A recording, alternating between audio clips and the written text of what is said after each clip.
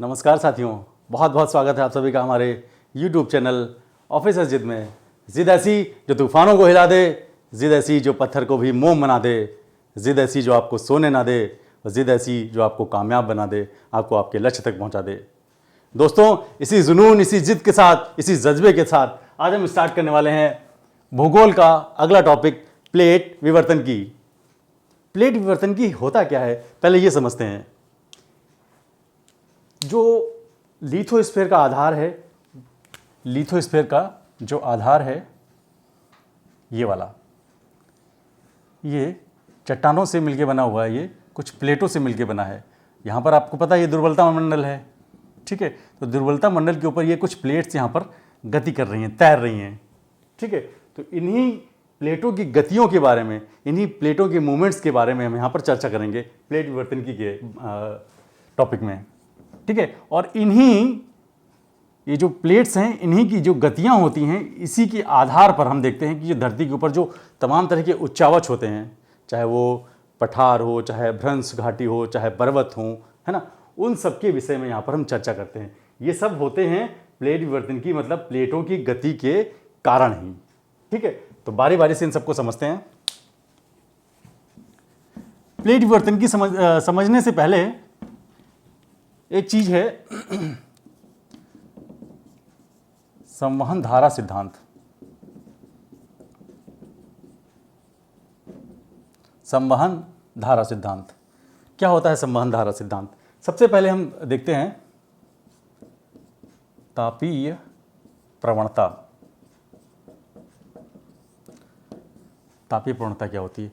तापीय प्रवणता का मतलब होता है कि जहां ऐसे स्थान जहां पर ताप अधिक मात्रा में है, वहां से कम ताप की तरफ जब ताप का ट्रांसफ़र होता है, ठीक है। सपोज ये भूपर्पटी है और ये यहाँ पर मान लीजिए कोर है, ठीक है। तो कोर का जो टेम्परेचर है वो ज़्यादा है, ठीक, और भूपर्पटी का क्या है, कहीं ना कहीं कम है। तो ताप किधर से किधर ट्रांसफ़र होगा? कोर से भूपर्पटी की तरफ, ठीक है। तो इसी ट्रांसफ़र को ताप प्रवणता कहते हैं, ठीक है। और हमेशा ये प्रोसेस चलता रहता है। अच्छा, और ये प्रोसेस चलता है संवहन धाराओं के रूप में। चूंकि पहले हम डिस्कस कर चुके हैं, जब आंतरिक संरचनाएं पढ़ रहे थे तो वहां पर हमने डिस्कस किया था कि धरती के आंतरिक भाग में ये हमारा क्रस्ट था, ये मेंटल था, ये हमारा कोर था। तो कहीं कहीं मेंटल का ये पूरा भाग है ना, और कोर का अपर कोर, इस भाग में रेडियो एक्टिव मटेरियल्स, रेडियो सक्रिय पदार्थ, ठीक है, ये पाए जाते हैं। चूंकि रेडियो सक्रिय पदार्थ जो होते हैं, है ना, वो लगातार अपने अंदर से क्या कर रहे हैं? एनर्जी निकाल रहे हैं, हीट क्या कर रहे हैं? निकाल रहे हैं। तो ये हीट जो है लगातार निकल रही है ना, और ये हीट जब लगातार निकल रही है तो संवहन धाराओं के रूप में कहीं ना कहीं ऊपर उठ रही है ये, ठीक है। तो अब देखते हैं ऊपर उठते क्या होती है ये।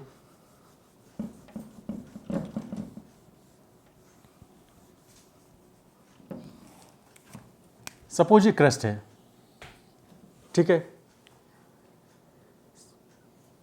संवहन धाराओं के रूप में ये मैग्मा हमारा जो है ऊपर की ओर गति किया, ठीक। यहाँ भूपर्पटी से ये मैग्मा टकराता है और टकरा के ये इसमें पार्श्व गति होती है, ठीक है, डाइवर्ट होता है। तो देखिए जो ये भाग है, इस भाग पर कौन सा फोर्स लगेगा देख लेते हैं। ये प्लेट हो गई, एक फोर्स इधर को जा रहा है और एक फोर्स इधर को लग रहा है, ठीक है। तो दोनों के बीच में क्या हो रहा है? तनाव बल लग रहा है, तनाव बल लग रहा है, ठीक है, टेंशन लग रहा है। तो जब टेंशन लग रहा है तो ये यहाँ से कहीं ना कहीं ब्रेक होगी, और ब्रेक हो गई यहाँ पर भ्रंशों का निर्माण होगा, ठीक है। अगली कंडीशन बनती है, मान लीजिए भूपर्पटी है, मैग्मा कहीं इधर से उठा, ठीक है, ये यहां पर टकराएगा भूपर्पटी में, तो इसकी गति इधर की ओर होगी, तो इस भाग में ये जो प्लेट का ये भाग होगा, इस पर संपीड़न बल लगेगा। ठीक है, यहां पर संपीड़न बल लगेगा। अब इन बलों को, इनकी गतियों को हम बारी बारी से समझेंगे।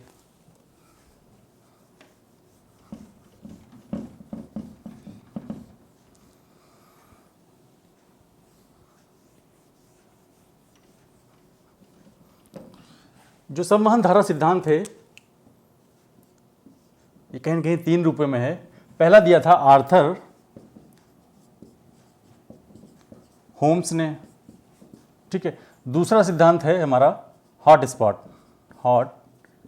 स्पॉट सिद्धांत, और तीसरा हमारा है, कह रहा है कि ये जो संवहन धाराएं हैं, जो मैग्मा तप्त है, ये कहीं ना कहीं दुर्बलता मंडल से आ रहा है।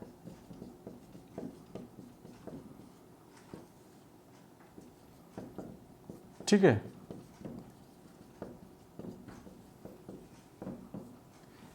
तो बारी बारी से हम देखते हैं। पहले आर्थर होम्स ने क्या कहा था। ये हमारी भूपरपट्टी है,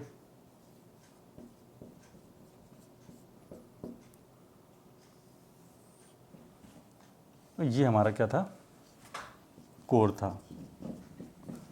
ठीक है, कोर हो गया, ये हमारा क्रस्ट हो गया, ये हमारा मेंटल हो गया, और यहाँ पर ये क्या थी, प्लेट्स थी, ये दुर्बलता मंडल हो गया। ठीक है, अब बात करते हैं संवहन धाराओं की। तो यहाँ से धाराएं क्या हुई, उठती हैं।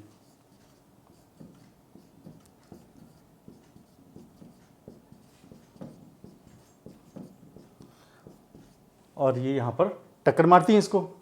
ठीक है, टक्कर मार के इनकी जो गतियाँ होती हैं, ये पार्श्व गति हो जाती है इधर तरफ। ठीक है, और ठंडी होके फिर ये नीचे की ओर बैठने लगती हैं।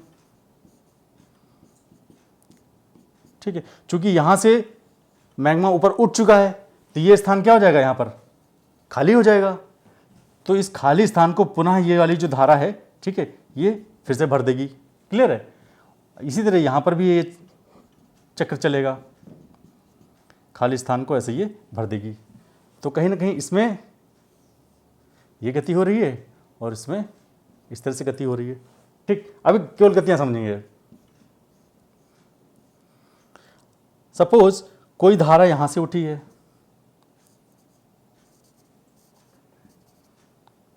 ठीक है, और एक धारा मान लीजिए यहां से उठी है ऐसे।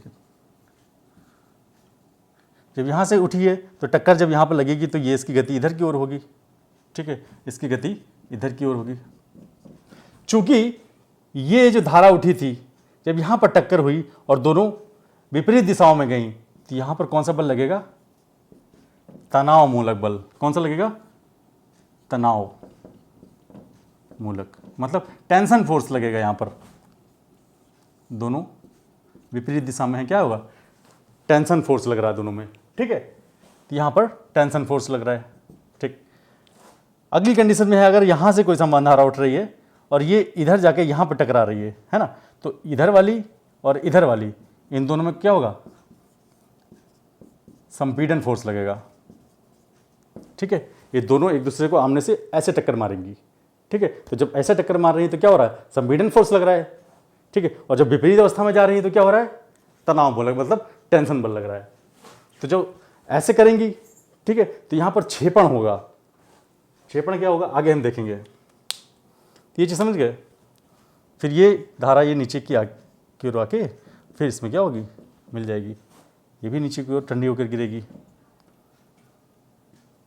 ठीक है, तो ये यहां पर आर्थर होम्स ने बताया कि जो संवहन धाराएं हैं, है ना, कहां से उठ रही हैं, ये कोर मेंटल जो बाउंड्री है वहां से उठ रही हैं।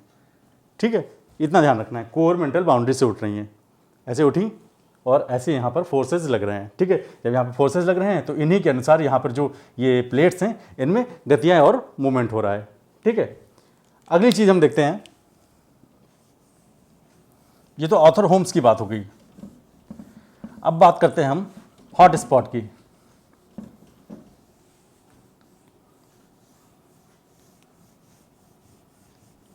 क्या हॉट स्पॉट,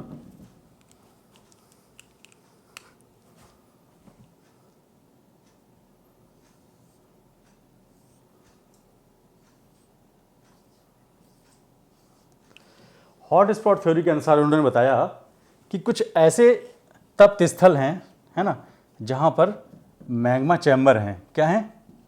मैग्मा चैम्बर्स हैं। ठीक है, इन्हीं पार्टिकुलर मैग्मा चैम्बर से ही जो है सम्मान धाराएं क्या हो रही हैं? उठ रही हैं। ठीक है, और ये उठती हुई जो सम्मान धाराएं हैं, इन्होंने उनको बोल दिया ये प्लूम्स हैं। ठीक है, हॉट प्लूम्स, हॉट प्लूम्स। ठीक है, ये हॉट प्लूम्स जब ऊपर जाके यहाँ पर टक्कर मारती हैं तो कहीं ना कहीं ये इसमें भी पार्श्व गति होती है। ठीक है, और जब पार्श्व गति होगी तो कौन सा बल लगेगा? अभी बताया हमने, तनाव मूलक फोर्स लगेगा, यहाँ पर टेंशन फोर्स लगेगा। ठीक है, इसी तरह से दूसरी जगह से उठेंगी। ठीक है, उनकी गति किधर होगी? इधर होगी। तो जब इन दोनों के बीच में यहाँ पर कौन सा फोर्स लगेगा? वही संपीड़न फोर्स, संपीड़न बल लगेगा। ये तो बात रही हमारी हॉट स्पॉट की। कुछ वैज्ञानिकों का मानना है कि नहीं नहीं, ये जो मैग्मा है वो यहाँ कोर से नहीं आकर, ठीक है, कोर से नहीं आकर दुर्बलता मंडल से ही आ रहा है। ठीक है, तो जैसे ये हो गया हमारा क्रस्ट, ये हो गई हमारी प्लेट्स, और ये हो गया हमारा दुर्बलता मंडल। तो उन्होंने बताया कि ये जो संवहन धाराएं हैं मैग्मा, ठीक है, ये यहीं से उठ रही हैं, इसी जगह से। ठीक है, और ऐसे ही इसमें भी प्रसार हो रहा है। तो यहाँ पर फोर्स लग रहा है हमारा टेंशन फोर्स, और इसी तरह से अगर इधर से उठ रही हैं यहाँ पर हमारा दोनों जगह संपीड़न फोर्स लगेगा। चीज़ें वही हैं। ठीक है, बस बताने का तरीका अलग अलग था।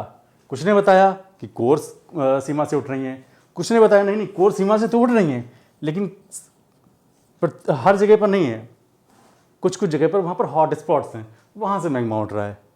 कुछ ऑथर्स ने बताया कि ये सिर्फ और सिर्फ दुर्बलता मंडल से उठ रही हैं। देखिए होता क्या है ना कि धरती के अंदर कोई गया तो है नहीं आज तक। ठीक है, कि भाई जाके देखेंगे धरती के अंदर, तैर के देखें क्या क्या चीज़ें हैं वहाँ पर। सबने क्या किया? अपनी अपनी थ्योरी बताई कि भाई ऐसा हो सकता है, ऐसा हो सकता है ना। तो ऐसा हो सकता है, ऐसा हो सकता है कि ही क्रम में क्या हुआ, लोगों ने इस पर रिसर्च किया तो उस पर जब अध्ययन किया तो उस अध्ययन में पता चला कि नहीं नहीं चीज़ें तो हैं सही। ठीक है,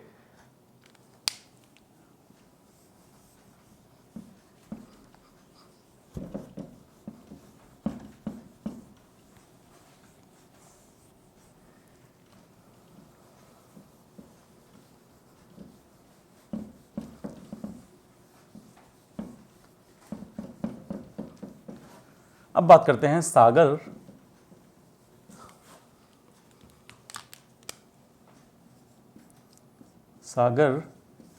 नितल प्रसरण की। सागर नितल प्रसरण की बात करते हैं। क्या होता है सागर नितल प्रसरण? सागर का जो तल है, ये सब मान लीजिए ये सागर है। ठीक है, सागर की जो तली है, ठीक है, तो इसमें कुछ ना कुछ प्रसार हो रहा है, फैलाव हो रहा है ना। तो उसी को इन्होंने बोला वैज्ञानिकों ने कि ये सागर नितल प्रसरण हो रहा है। कैसे हो रहा है डिस्कस करेंगे इसके बारे में।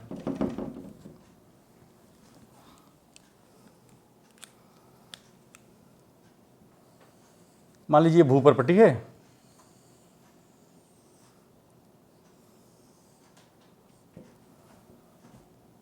ये वाला जो भाग है, ठीक है, भूपर्पटी है। ठीक है, ये हमारा महाद्वीपीय क्रस्ट है, महाद्वीपीय क्रस्ट है। और ये वाला जो है हमारा, ये महासागरीय है।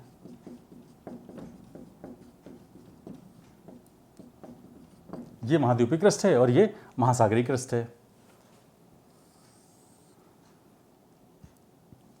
बात करते हैं उसी सम्मान धाराओं की। यहाँ से सम्मान धाराएं हमारी सपोज उठती हैं, ठीक है, और इस सागर के तल पर यहाँ पर टकराती हैं। सम्मान धाराएं उठी और सागर के तल पर क्या हो गई? टकरा गई। अब यहाँ पर टकराने से इसमें पार्श्व गति होगी, इसमें इधर होगी। ठीक है, तो दोनों के बीच में क्या लगेगा? कहीं ना कहीं तनाव बल लगेगा, तनाव बल लगेगा यहाँ पर। अब इस तनाव बल के लगने से ये समझ लीजिए, ठीक है, मान लीजिए यहाँ पर ये तल था सागर का, दोनों के बीच में क्या लग रहा है, तनाव बल लग रहा है। तनाव बल जब लगाया तो यहाँ पर क्रैक हुआ। देखिए ये चट्टानें थी, ठीक है, नीचे से समान धारा आई और इसमें तनाव बल जब लगा तो दोनों चट्टानें क्या हो रही हैं, ठीक है, इधर की ओर भागने की कोशिश कर रही हैं। जब इधर की ओर भागने की कोशिश करें तो यहाँ पर क्या होगा, बीच में ब्रेक हो, जब ब्रेक होगा तो यहाँ पर भ्रंशों का निर्माण होगा। यहाँ पर क्या होगा, भ्रंश बनेंगे, भ्रंश बनेंगे। तो इन्हीं भ्रंशों के सहारे मैग्मा क्या होगा, ऊपर निकलेगा, मैग्मा ऊपर निकलने की कोशिश करेगा लगातार, ठीक है। तो जब मैग्मा ऊपर निकलेगा तो यहाँ पर छोटी छोटी क्या होंगी, पहाड़ियाँ बन जाएंगी। इस जगह पर सागर के यहाँ पर तल पर छोटी छोटी पहाड़ियाँ बन जाएंगी। इन्हीं पहाड़ियों को हम कटक बोलते हैं। क्या बोलते हैं, कटक या रिज, ठीक है। ये पहाड़ियों की श्रृंखला होती है ना, लगातार नीचे से मैग्मा निकलता रहता है, ठीक है, और ये पुरानी पहाड़ियाँ पीछे चली जाती हैं और नई पहाड़ियाँ यहाँ पर बनती रहती हैं इस तरह से। तो एक श्रेणी, एक पूरी समानांतर श्रेणी यहाँ पर बन जाती है कटकों की, ठीक है। इसको ही हम रिज बोलते हैं, ठीक है। ये सागर के तल पर होती हैं। अच्छा, दूसरी चीज़, यहाँ पर तो ये समझ ली महासागरी था, महासागर था, ठीक है। इसके बगल में क्या था, दोनों तरफ ये भी महाद्वीप था, महाद्वीप था, ठीक है। देखिए यहाँ पर तो भ्रंश हो रहा है, ध्यान समझिएगा, यहाँ पर भ्रंश हो रहा है, मैग्मा यहाँ से बराबर निकल रहा है, ठीक है। तो ये क्या हो रहा है, यहाँ पर फैल रहा है, इन दोनों का प्रसार हो रहा है। जब ये फैल रहा है तो इधर का हिस्सा इधर गति कर रहा है और इधर का हिस्सा इधर गति कर रहा है, ठीक है। तो ये गति जो कर रहा है, ये वाला, ये भाग महाद्वीप के नीचे ऐसे ऐसे चला जाएगा, ठीक है, और ये भी इधर का हिस्सा भी महाद्वीप के अंदर चला जाएगा, ठीक है। जब ये नीचे जा रहा है तो इसका ये वाला हिस्सा क्या हो जाएगा, ये ऑटोमेटिक गल जाएगा और ये वाला भी हिस्सा क्या हो जाएगा, नीचे गल जाएगा। क्यों, क्योंकि ये दुर्बलता मंडल है, ठीक है।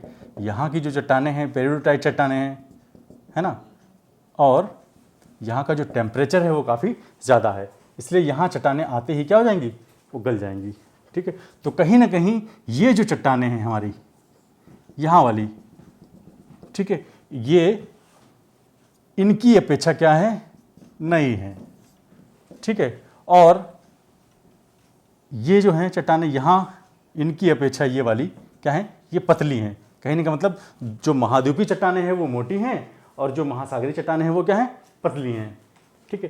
तो ये इस तरह से यहाँ पर कटकों का निर्माण होता है और भ्रंशों का भी निर्माण होगा, ठीक है, भ्रंशों का निर्माण होगा, ठीक है। तो भ्रंश और कटक इस क्रिया से बनेंगे हमारे, ठीक है। तो क्वेश्चन पूछा जाता है कि भ्रंशों का निर्माण और कटकों का निर्माण, ठीक है, किस क्रिया से हो रहा है, तो सागर नितल प्रसरण की क्रिया से हो रहा है।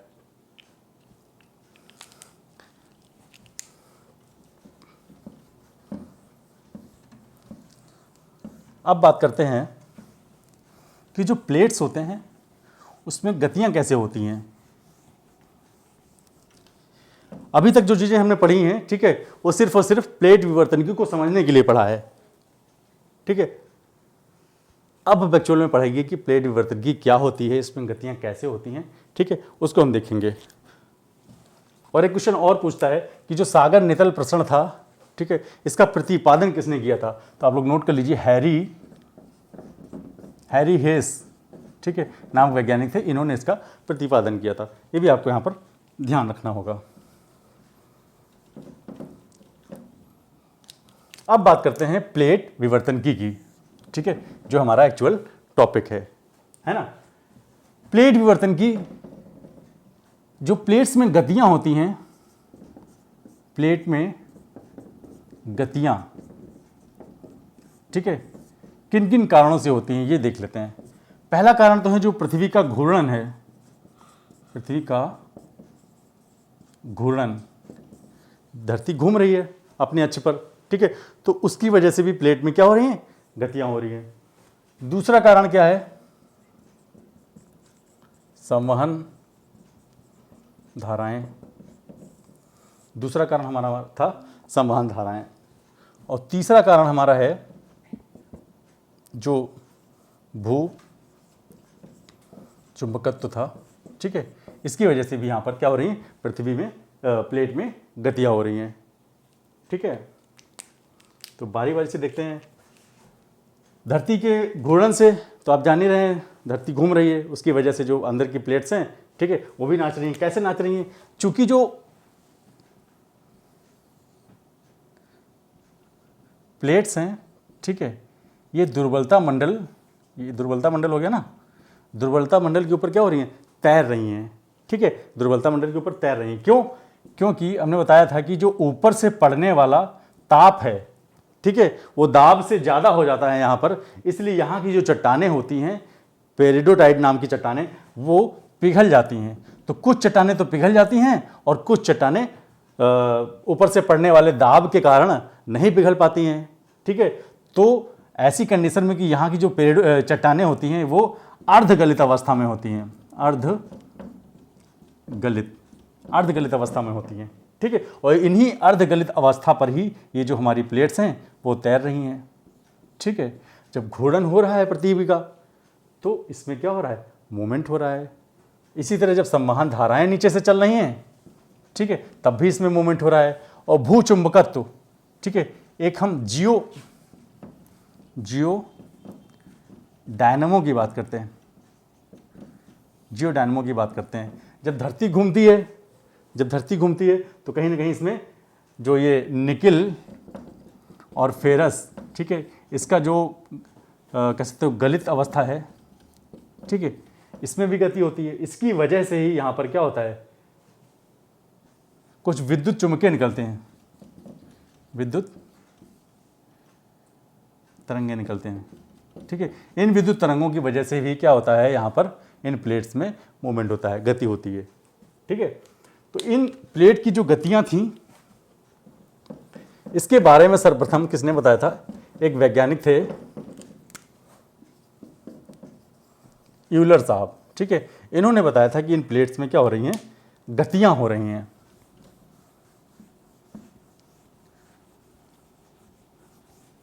अब हम प्लेट के विषय में पढ़ेंगे।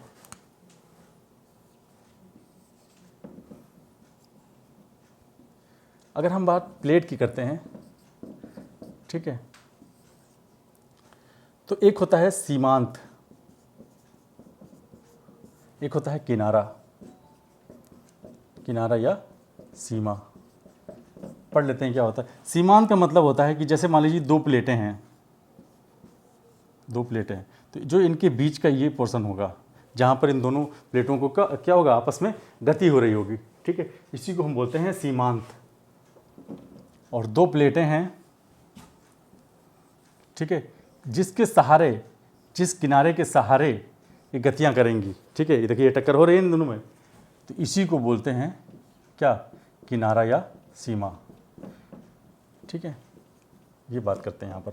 तो ये हो गई हमारा सीमांत और ये हो गया हमारा किनारा या सीमा।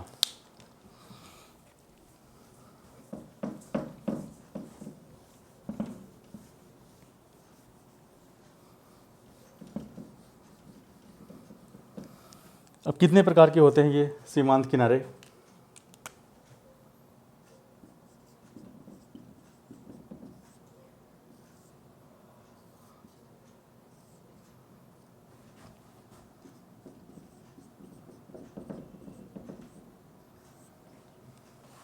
पहला होता है अभिसारी प्लेट किनारा। दूसरा होता है अपसारी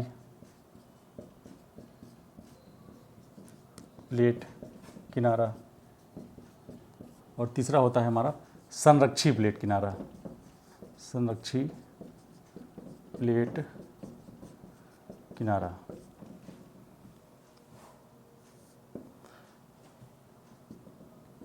इसको बोलते हैं कन्वर्जेंट प्लेट मार्जिन। ये होता है हमारा डाइवर्जेंट,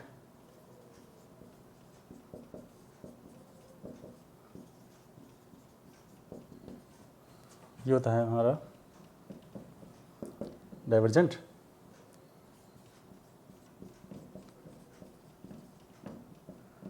ये कंजर्वेटिव प्लेट मार्जिन, ठीक है। ये अभिसारी प्लेट किनारा, अपसारी प्लेट किनारा और संरक्षी प्लेट किनारे, ये 3 तरह के हमारे प्लेट किनारे यहाँ पर पाए जाते हैं। सबसे पहले देखते हैं अभिसारी प्लेट किनारा। अभिसारी प्लेट किनारा, चर्चा करते हैं अभिसारी प्लेट किनारा। क्या होता है अभिसारी प्लेट किनारा? जब 2 प्लेटें, ठीक है, 2 प्लेटें आपस में एक दूसरे की तरफ गति करते हैं, इस तरह से एक दूसरे की तरफ जैसे गति हो रही है, ठीक है, तो इसको हम बोलते हैं अभिसारी प्लेट किनारा। दोनों ऐसे, जैसे मान लीजिए ये प्लेट थी, एक ये प्लेट है, दोनों आपस में ऐसे गतियां हो रही हैं, ठीक है, तो इसको बोलते हैं हम अभिसारी प्लेट किनारा। कैसे वर्क करता है ये देखते हैं। सपोज संवहन धाराएं यहाँ से उठी, ठीक है, और ये टक्कर के बाद इधर आई, ये टक्कर के बाद इधर आई। देखिए इन गतियों के सहारे ही प्लेट्स में भी क्या हो रहा है, मूवमेंट हो रहा है, ठीक है। तो ये हमारे कन्वर्जन, दोनों आपस में क्या हो रहे हैं, कन्वर्ज हो रहे हैं। उसमें होता क्या है, जब दोनों आपस में टकराते हैं, जब दोनों आपस में ऐसे टकराते हैं, ऐसा मान लीजिए ये कार है, ये ट्रक है, ठीक है, अब दोनों के आपस में क्या हो रही है, टक्कर हो रही है, कार की और ट्रक की, ठीक है। तो कोई तो एक नीचे चली जाएगी, टकराने के बाद कौन जाएगी, जिसका वेग ज़्यादा होगा और जिसका घनत्व ज़्यादा होगा, ठीक है, जिसका वेट ज़्यादा होगा, जिसका वेग ज़्यादा होगा, जिसका घनत्व ज़्यादा होगा, डेंसिटी जिसकी ज़्यादा होगी वो क्या हो जाएगी, नीचे घुस जाएगी, और हल्की वाली उसके ऊपर चढ़ जाएगी।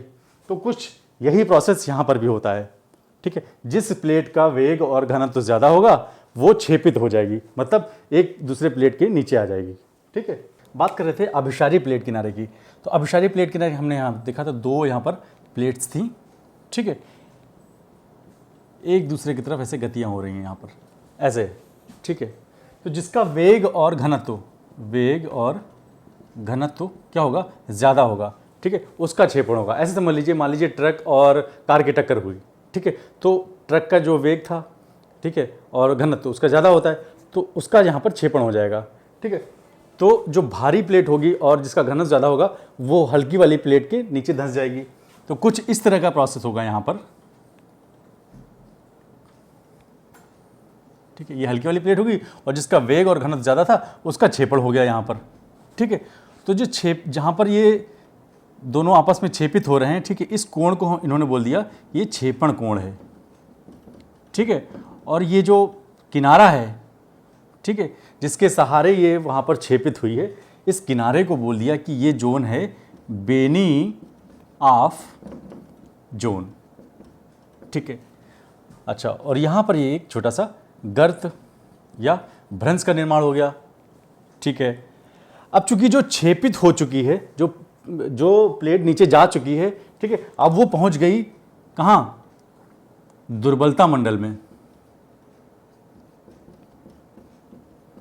चूंकि दुर्बलता मंडल का ताप अत्यधिक है, ठीक है, ऊपर से पड़ने वाले दाब की अपेक्षा, ठीक है, यहाँ पर ताप अधिक है। जब ताप अधिक है तो जो ये अंदर चट्टान गई है ये क्या हो जाएगी, ये भी पिघल जाएगी और पिघल कर यहाँ पर एक्स्ट्रा मैग्मा जो है पैदा कर देगी। ये एक्स्ट्रा मैग्मा संवहन धाराओं के रूप में क्या होगा, ऊपर उठेगा, और ऊपर उठकर ये जो दूसरी वाली प्लेट थी, ठीक है, जिसका वेग और घनत्व तो हल्का था, है ना, उस पर नीचे से क्या होगी, लगातार टक्कर मारेगी। अगर इस टक्कर की वजह से, ठीक है, इसका जो प्रत्यास्थ सीमा है अगर टूट जाती है ना, तो क्या होगा, ये निकल जाएगा बाहर मैग्मा, ठीक है। और यही क्रिया हो जाएगी हमारी क्या, ज्वालामुखी की,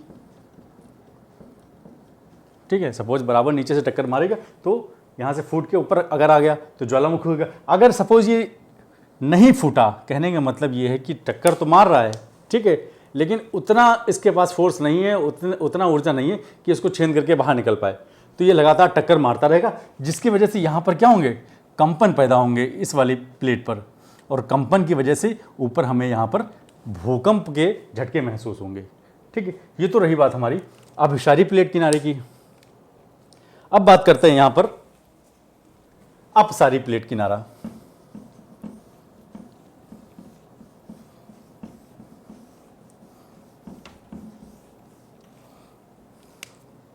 अपसारी प्लेट किनारा। अपसारी प्लेट किनारे में क्या बताया था हमने कि दो प्लेट के बीच में, ठीक है, टेंशन बल लगता है, मतलब विपरीत दिशा में। सपोज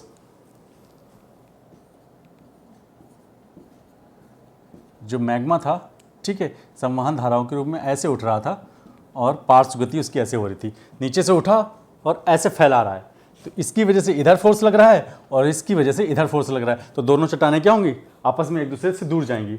जब दोनों चट्टानें आपस में एक दूसरे से दूर जा रही हैं, ठीक है, तो इन दोनों में क्या लगेगा, टेंशन फोर्स लगेगा। टेंशन फोर्स लगने की वजह से इसके बीच में गैप आएगा और इसी गैप के बीच से क्या होगा, मैग्मा हमारा ऊपर निकलेगा, ठीक है।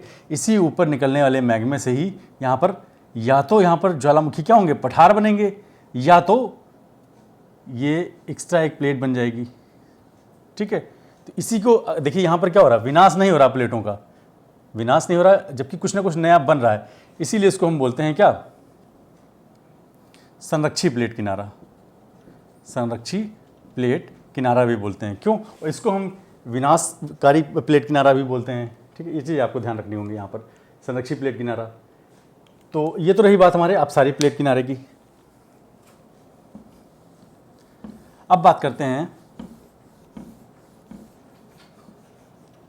संरक्षी प्लेट किनारा। जब दो प्लेटें आपस में कुछ इस तरह से यहाँ पर टकराहट होती है, कहने का मतलब सपोज ये प्लेट थी और एक ये प्लेट थी, आपस में कुछ इस तरह से रगड़ हो रही है ना, किसी प्रकार से कोई वैसी टक्कर नहीं हो रही है कि इसमें कोई किसी प्रकार का किसी को नुकसान हो, लगातार ये घर्षण बल के द्वारा ऐसे आपस में टकराती रहेंगी, ठीक है। तो ना ही तो इसमें कोई नया क्षेत्र बन रहा है, ना ही किसी नए क्षेत्र का विनाश हो रहा है, इसलिए इसको हम क्या बोलते हैं, संरक्षी प्लेट किनारा भी बोलते हैं। ये आपको यहाँ पर याद रखना होगा। अब बारी बारी से हम एक एक अभिसारी प्लेट किनारे की बात कर रहे थे।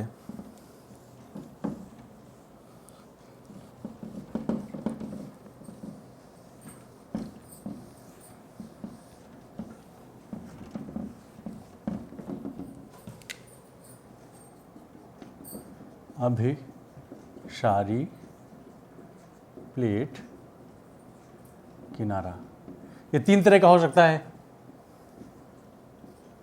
पहला है अगर महाद्वीपीय और महाद्वीपीय भाग के बीच में हो। दूसरा हो सकता है महासागरीय और महासागरीय, ठीक है, इन दोनों के बीच में हो सकता है। और एक हो सकता है महासागरीय और महाद्वीपीय, ठीक है, इन दोनों के भाग में। कहने का मतलब कि एक ऐसी प्लेट हो सकती है जहाँ पर दोनों महाद्वीपीय प्लेटें हैं, ठीक है।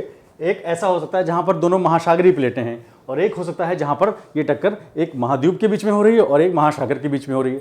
तो बारी बारी से देखते हैं क्या क्या यहाँ पर प्रभाव आएंगे। पहला है महाद्वीपीय और महाद्वीपीय, इसमें टक्कर कैसी होगी। सपोज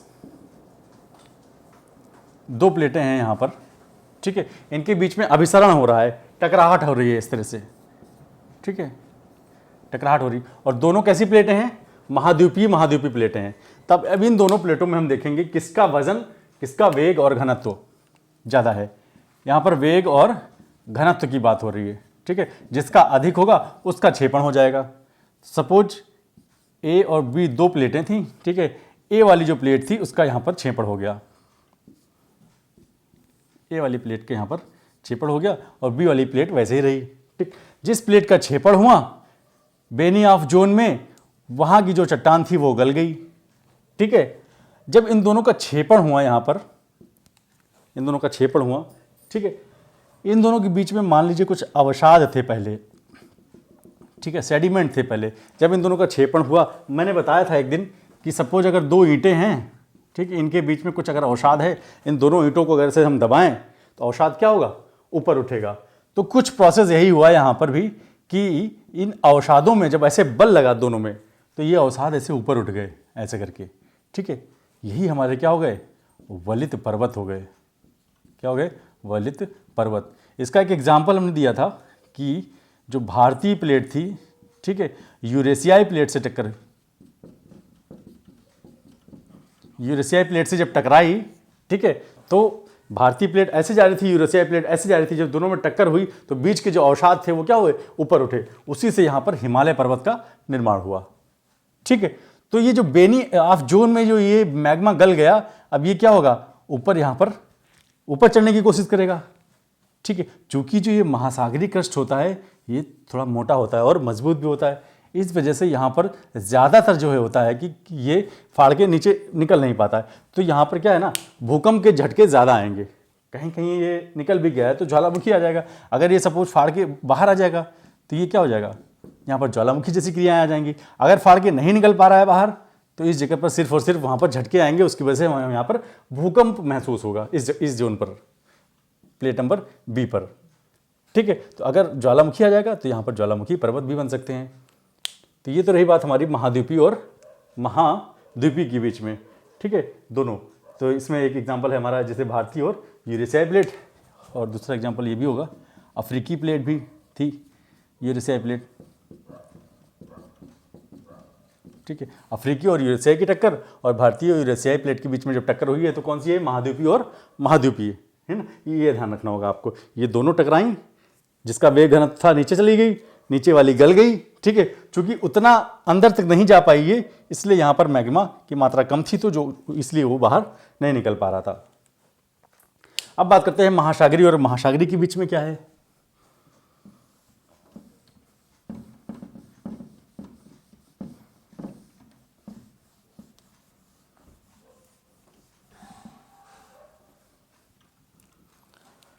महासागरीय और महासागरीय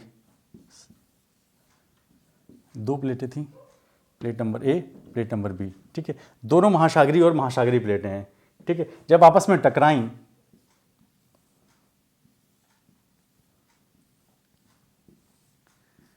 वही प्रोसेस यहां पर भी होगा। जिसका वेग और घनत्व ज्यादा होगा वो क्या होगा, क्षेपण हो जाएगा उसका नीचे अंदर।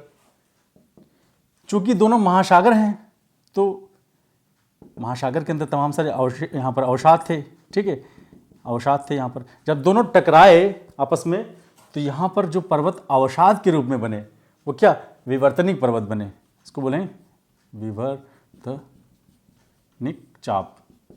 ठीक है, वलित पर्वत विवर्तनिक चाप के रूप में यहाँ पर उभर के आए। ठीक है, ये यहाँ पर एक या दो चाप बन सकते हैं इस तरह से। ठीक है, एक सेडिमेंट जब आपस में दोनों टकराए, सेडिमेंट क्या हुआ, ऊपर उठा। ठीक है, ये सेडिमेंट जब ऊपर उठा तो एक चाप का निर्माण किया जिसको हम विवर्तनिक चाप बोलते हैं। अच्छा, जो प्लेट नीचे धंस गई, ठीक है, चूंकि ये महासागरीय प्लेट है ना, तो ये ज़्यादा नीचे तक गई, ज़्यादा नीचे तक गई तो इस भाग में क्या हुआ, ये भाग गल गया और इस भाग में मैग्मा का ज़्यादा निर्माण हुआ। मैग्मा का जब ज़्यादा निर्माण हुआ, ठीक है, तो मैग्मा संवहन धाराओं के रूप में ऊपर उठा, संवहन धाराओं के रूप में ऊपर उठा तो यहाँ पर टक्कर मारी। ठीक है, अब इसको ये भेद के ऊपर निकल गई। जब भेद के ऊपर निकल गई तो यहाँ पर छोटे छोटे क्या हुआ, पहाड़ियों का निर्माण किया। इसी को हम रिज या कटक बोलते हैं। क्या बोलते हैं, कटक बोलते हैं। तो यहाँ पर देखिए क्या क्या बना, एक तो भ्रंश घाटी बनी ये वाली। ठीक है, क्या बना, भ्रंश घाटी बनी। दूसरा क्या बना, विवर्तनिक चाप बना, विवर्तनिक चाप बना। और तीसरा हमारे क्या बने, महासागरीय। महासागरीय तो यहाँ पर कटक भी बनेगा। ठीक है, महासागरीय कटक, यहाँ महासागरीय कटकों का निर्माण हुआ। ठीक, अगर यही कटक पानी से ऊपर निकल आए, ज़्यादा ऊंचे हो गए, तो ये इसको बोलेंगे हम ज्वालामुखी चाप, ज्वालामुखी चाप। एक एग्जांपल देखते हैं। मान लीजिए ये जापान सागर था और ये हमारा प्रशांत महासागर था। ठीक है, जापान सागर और प्रशांत महासागर की जब टक्कर होगी तो इसमें वेग और घनत्व किसका ज़्यादा है, प्रशांत वाले का ज़्यादा है। ठीक है, तो ये इसके नीचे छिपित होगी। कैसे, ये तो ऐसे रहेगा। ठीक है, और ये वाली जो प्लेट है इसका क्षेपण इसके नीचे हो जाएगा इस तरह से। ठीक, यहाँ पर सेडिमेंट थे तो इसकी वजह से यहाँ पर विवर्तनिक चाप बन गया। ठीक है, जापान सागर के नीचे यहाँ पर ये जो प्लेट थी ये गल गई, एक्स्ट्रा मैग्मा हुआ, बाहर निकला और यहाँ पर इसने क्या बना दिया, ज्वालामुखी पर्वत बना दिए। तो आपने देखा होगा वहाँ पर कि ये ज्वालामुखी और विवर्तनिक चाप साथ ही साथ वहाँ पाए जा रहे हैं। तो पश्चिमी भाग में ज्वालामुखी चाप मिल रहा है और पूर्वी भागों में क्या मिल रहा है, विवर्तनिक चाप मिल रहा है। ये साक्ष्य हैं, अभी भी मौजूद हैं। ठीक है, तो इस आधार पर भी इस थ्योरी को हम प्रमाणित कर सकते हैं। ये तो बात रही हमारी महासागरीय और महासागरीय की। और ये जो यहाँ पर सेडिमेंट थे, इनको हमने बोला ये प्राइमरी, ठीक है, अवसाद हैं, प्राइमरी अवसाद बोल दिया इनको,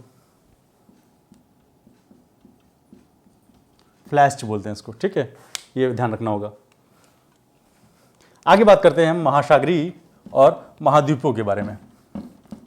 अगर ऐसी कोई प्लेट है जो महासागरीय है और महाद्वीपीय है, उनके बीच में अगर टक्कर होती है तो क्या होता है।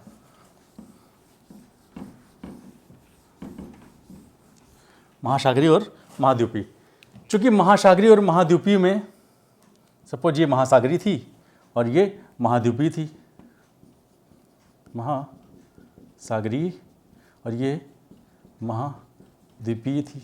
ठीक है, वेग घनत्व तो महासागरीय का ज़्यादा होता है। ठीक है, क्योंकि वेसाल से बनी होती हैं।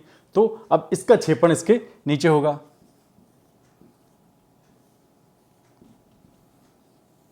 ठीक है, ये होगी महासागरीय और ये होगी महाद्वीपीय। ठीक, चूंकि जो महासागर से जो सेडिमेंट आ रहे थे इसको हमने बोला था प्राइमरी सेडिमेंट और इधर वाले को हमने सेकेंडरी सेडिमेंट बोलता था। ठीक है, प्राइमरी वाले को हमने बोल दिया फ्लैश्ड और इसको हम मोलासिस बोलते हैं। ठीक है, फ्लैश और मोलासिस। अब देखिए, जब दोनों में टक्कर हुई, ठीक है, तो ये प्राइमरी जो अवसाद थे इनमें विवर्तनिक चाप बन गया, विवर्तनिक चाप बन गया। और ये जो अंदर छेपित हो गई थी प्लेट, ठीक है, ये जब गल कर एक्स्ट्रा मैग्मा पैदा करती है तो इसकी वजह से यहाँ पर ज्वालामुखी चाप बनते हैं। कौन से बनते हैं? ज्वालामुखी चाप बनते हैं। अच्छा, तो विवर्तनिक चाप और ज्वालामुखी चाप दोनों साथ साथ हैं यहाँ पर। ठीक है, अगर ज़्यादा कंप्रेशन हो रहा है, दोनों में ज़्यादा कंप्रेशन हो रहा है और ज़्यादा, तो ऊपर के जो विवर्तनिक चाप हैं और ये ज्वालामुखी चाप हैं आपस में क्या होंगे? मिल जाएंगे, तो एक पर्वत श्रेणी का निर्माण करेंगे। इसी पर्वत श्रेणी को हम बोलते हैं कार्डिलेरा। ठीक है, कार्डिलेरा बोलते हैं। इसी पर्वत श्रेणी को हम क्या बोलेंगे? कार्डिलेरा बोलेंगे। तो ये जैसे आपने देखा होगा कि महासागरीय है, नजिका प्लेट थी। ठीक है, नजिका प्लेट का जब टक्कर हुआ था हमारे अफ्रीकी प्लेट से, ठीक, तो कुछ इस तरह की घटनाएं हुई, तो वहाँ पर कार्डिलेरा का वहाँ पर निर्माण हुआ था। ठीक है, तो ये बात हो रही है हमारी अभिसारी प्लेट किनारा की। अब हम बात करते हैं अपसारी प्लेट किनारा की।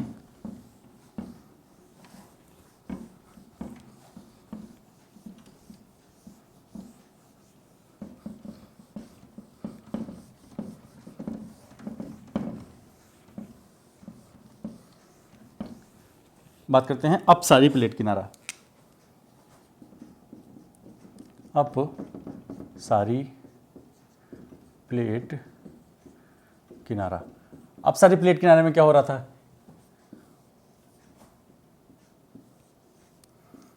दोनों प्लेटों में तनाव बल लग रहा था। कहने का मतलब जो मैग्मा चैम्बर था, यहाँ से उठ रहा था मैग्मा चैम्बर समान धारों के रूप में, और पार्श्व गति जब इसकी ऐसे हो रही थी तो दोनों प्लेटों के ये आपस में दूर ऐसे भगा रहा था। दूर जब भगा रहा था तो इनके बीच में क्या लग रहा है? तनाव लग रहा है, तनाव मूलक बल। अच्छा, इस तनाव मूलक बल की वजह से इसमें क्या हो रहा है? फैलाव हो रहा है। ठीक है, फैलाव होने की वजह से जो ये यहाँ पर भाग है, इसमें भ्रंश पैदा हो रहा है, भ्रंशों का निर्माण हो रहा है, और इन्हीं भ्रंशों के सहारे मैग्मा हमारा ऊपर उठ जा रहा है। ठीक है, और चूंकि अगर मैग्मा का फोर्स ज़्यादा है तो ज्वालामुखी पर्वत बनेंगे, और अगर फोर्स ज़्यादा नहीं है, धीरे धीरे निकल रहा है, तो ऐसे फैलेगा दूर तक ऐसे फैलेगा, तो यहाँ पर ज्वालामुखी पठारों का निर्माण होगा। कहने का मतलब अगर ज्वालामुखी फूट के खूब तेजी से ऊपर उठ गया तब तो ज्वालामुखी पर्वत बनेंगे। लेकिन ऐसी कंडीशन में क्या होता है, जब दोनों फैल गए, ठीक है, देखिएगा, जब दोनों प्लेटें एक दूसरे से दूर गई, ठीक है, जब दूर गई तो इस भाग में क्या हुआ? दबाव कम पड़ा। दाब कम पड़ा। दाब जब कम पड़ा नीचे, ठीक है, तो यहाँ पर क्या हुआ, टेम्परेचर बढ़ गया। दाब कम हुआ तो टेम्परेचर क्या हो गया, बढ़ गया। ठीक है, जब टेम्परेचर बढ़ गया तो मैग्मा यहाँ पर अधिक मात्रा में क्या हुआ, गला। अधिक मात्रा में गलित मैग्मा ऊपर उठा और इसी भ्रंश के सहारे बाहर निकलने की कोशिश किया।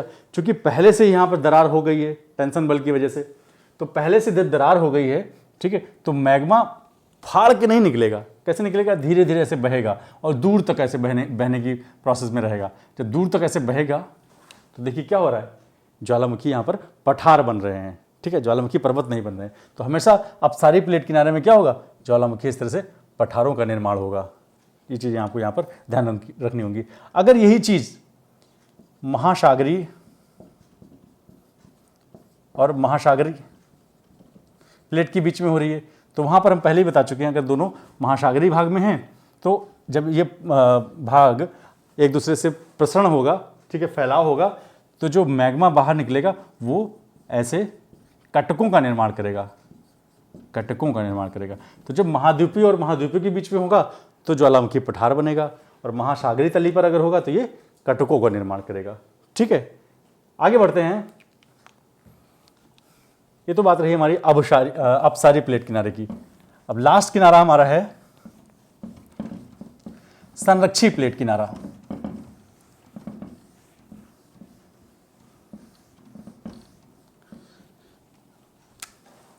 संरक्षी प्लेट किनारा क्या होता है, संरक्षी प्लेट किनारा देखते हैं।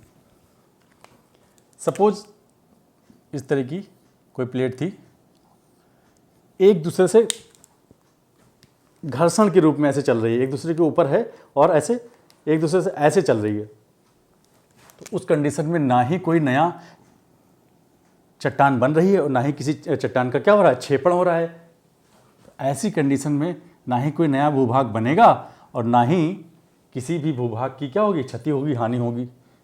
ये सिर्फ और सिर्फ ऐसे ही लगातार गति करता रहेगा आपस में। ठीक है, तो ये दोनों समांतर भी हो सकते हैं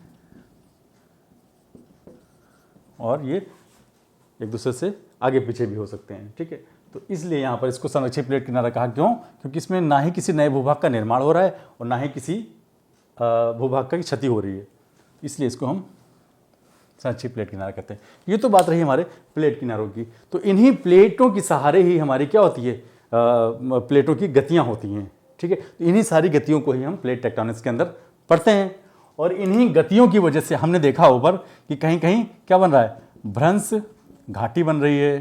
ठीक है, तो कहीं कहीं कटकों का निर्माण हो रहा है। ठीक है, तो कहीं कहीं मान लीजिए ज्वालामुखी पठार बन रहे हैं, तो कहीं ना कहीं विवर्तनिक चापों का निर्माण हो रहा है, तो कहीं कहीं हमारा वलित पर्वतों का निर्माण हो रहा है। देखिए क्रियाएं हो रही हैं धरती के नीचे, समझिएगा, जो भी प्रोसेस हो रहा है धरती के अंदर हो रहा है, लेकिन वो दिख कहाँ रहा है, धरती के ऊपर दिख रहा है। इसीलिए धरती की आंतरिक भागों की संरचना का अध्ययन करना बहुत ज़रूरी है।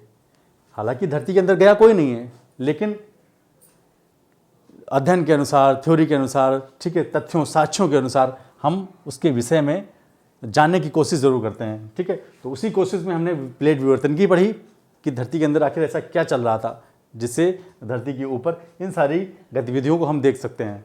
ठीक है, तो उसी क्रम में हमने यहाँ पर प्लेट विवर्तन की पढ़ी। तो आशा करता हूँ आज की वीडियो आपको अच्छी लगी होगी। तो अगर दोस्तों वीडियो अच्छी लगी हो तो please like, share and comment, subscribe ज़रूर कर दें और आगे के वीडियो देखने के लिए जुड़े रहिए हमारे यूट्यूब चैनल ऑफिसर्स जित से। बहुत बहुत धन्यवाद।